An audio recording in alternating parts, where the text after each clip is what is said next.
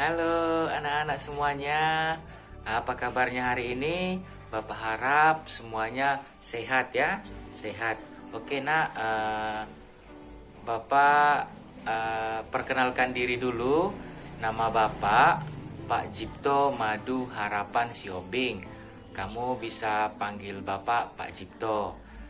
Baik nak, sebelum kita masuk di kelas 7 ini bab pertama tentang perumusan dan penetapan Pancasila sebagai dasar negara, Bapak pertama-tama mengucapkan selamat, kamu sudah lulus dan sekarang sudah SMP kelas 7. Jadi selamat bergabung di keluarga besar SMP Santo Yosep.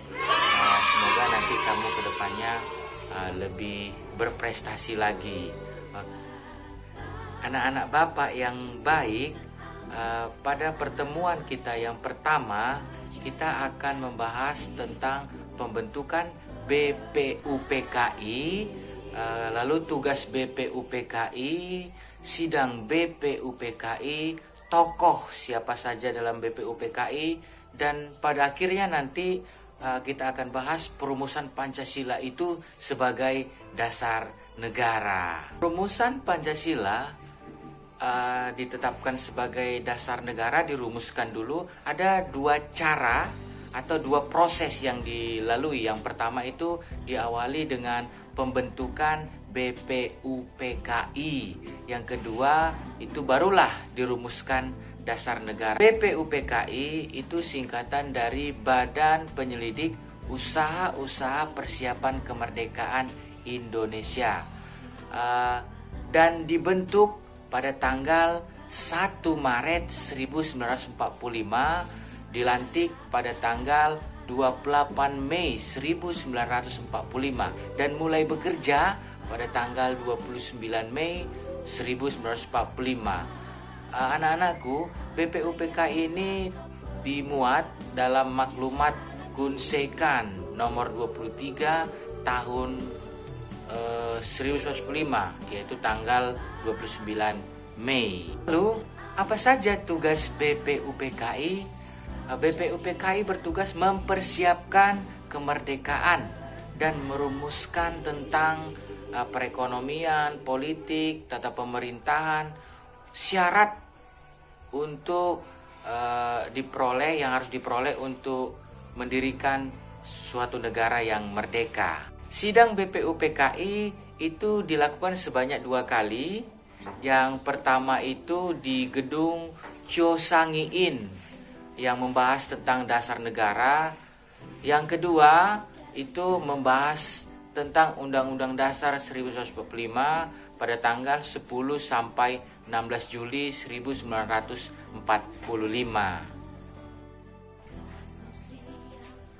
Lalu, siapa sajakah tokoh-tokoh BPUPKI? Ya, BPUPKI dilantik secara resmi oleh Jepang dengan anggota berjumlah 62 orang. Terdiri dari orang-orang Indonesia dan 7 orang perwakilan dari Jepang. Kemudian BPUPKI itu diketuai oleh Rajiman Widyodiningrat, dan ada 2 wakil ketua. Yang pertama itu Ichibangase Yoshio yang berasal dari Jepang, dan dari Indonesia itu RP Suroso. Anak-anakku, ketua BPUPKI Rajiman mengatakan bahwa untuk mendirikan Indonesia yang merdeka diperlukan sebuah dasar negara. Beberapa tokoh pendiri negara mengusulkan rumusan dasar negara yang memiliki perbedaan dan persamaan dari segi materi dan semangat yang menjiwainya. Ada beberapa tokoh yang mengusulkan dasar negara pada sidang BPUPKI. Yang pertama itu Muhammad Yamin, Supomo, dan Insinyur Soekarno.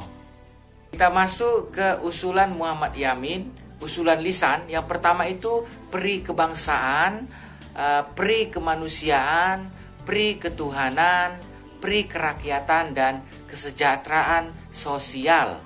Lalu Muhammad Yamin juga memberi usulan secara tertulis, Yang pertama itu ketuhanan yang Maha Esa, yang kedua kebangsaan persatuan Indonesia, yang ketiga rasa kemanusiaan yang adil dan beradab, yang keempat kerakyatan yang dipimpin oleh hikmat kebijaksanaan dalam permusyawaratan atau perwakilan, yang kelima keadilan sosial bagi seluruh rakyat Indonesia. Kemudian kita masuk ke tokoh yang kedua, yaitu Supomo. Supomo usulan lisannya tentang dasar negara yang pertama itu persatuan, yang kedua kekeluargaan, yang ketiga keseimbangan lahir batin, yang keempat musyawarah, dan yang kelima itu keadilan rakyat. Supomo juga mengusulkan secara tertulis. Supomo mengatakan bahwa negara Indonesia merdeka bukanlah negara yang mempersatukan dirinya dengan golongan terbesar dalam masyarakat dan tidak mempersatukan dirinya dengan golongan yang paling kuat, baik itu golongan politik atau ekonomi. Indonesia merdeka mencakup semua golongan dan paham perorangan serta mempersatukan diri dengan segala lapisan masyarakat. Baik nak, tokoh yang ketiga yaitu Insinyur Soekarno memberikan usulan lisannya. Yang pertama itu kebangsaan Indonesia, yang kedua internasionalisme atau pri-kemanusiaan, yang ketiga mufakat atau demokrasi, yang keempat kesejahteraan sosial, dan yang kelima ketuhanan yang berkebudayaan. Dan Insinyur Soekarno juga mengusulkan secara tertulis. Dia katakan bahwa kelima dasar negara tersebut bukanlah Pancadharma, tetapi Pancasila. Istilah ini atas petunjuk seorang ahli bahasa. Sila artinya asas atau dasar, dan di atas kelima dasar itulah didirikan negara Indonesia yang kekal dan abadi. Baik anak-anak Bapak yang baik, demikian pertemuan kita pada pertemuan yang pertama ini. Jadi Bapak tugaskan kamu membuat resume atau ringkasan materi hari ini. Kamu ambil catatan kamu tulis di catatan kamu tentang materi hari ini, dan kamu kirimkan jawabannya minggu depan melalui link. Nanti link tugasnya akan Bapak berikan. Oke nak, demikian pertemuan hari ini. Bapak ucapkan terima kasih, tetap semangat, dan bye-bye.